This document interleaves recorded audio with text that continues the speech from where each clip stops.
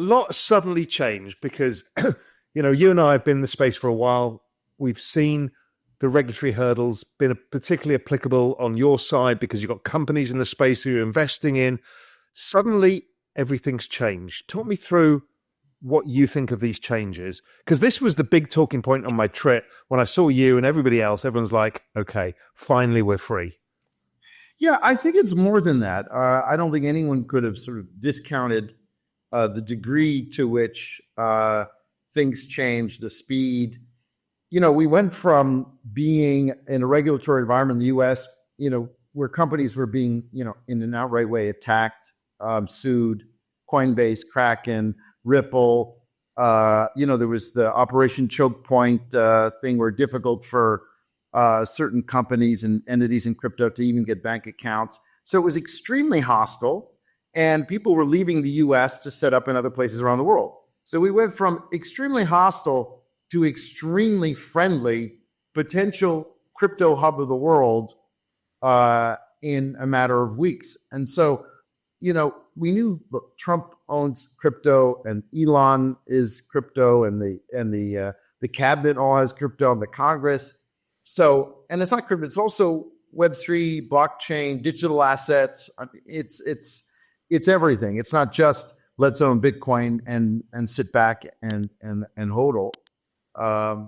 And so I think it's the possibility of having the largest, most important, wealthiest country, most important, strongest government, actually coming out there now and incentivizing the development of blockchain crypto, incentivizing companies to set up here and not elsewhere. If that happens, I really think the U.S.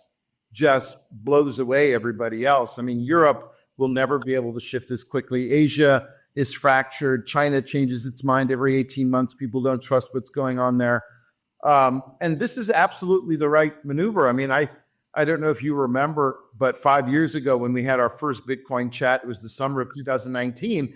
And I said in that chat, I didn't understand why the U.S. was not at the forefront of this, because it would allow us to have a digital dollar via the stablecoin. I mean, stablecoins didn't exist back then, but I thought if you have Bitcoin as your core collateral, you have stablecoins that are largely dollar-based, you have a massive advantage.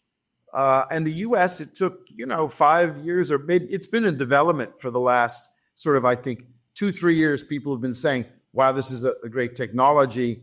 Why aren't we harnessing this, right? I think that's and now, look, 99% of the stable coins are still dollars. And don't forget that they're now one of the biggest buyers of treasuries. Yeah, that too.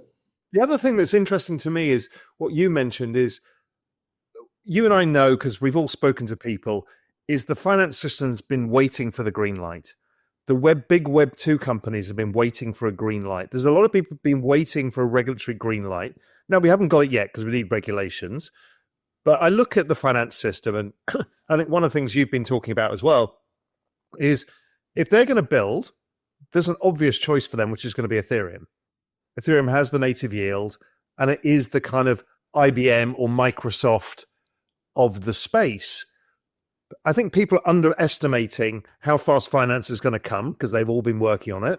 And it's a very likely an Ethereum ecosystem thing overall. Thoughts? Hey, thanks for sticking around to the end. Look, if you enjoyed it, hit the subscribe button and check out the video here on the right-hand side. I'm sure you'll enjoy that one as well. And if you're ready for more, go to realvision.com/join. I'll see you there.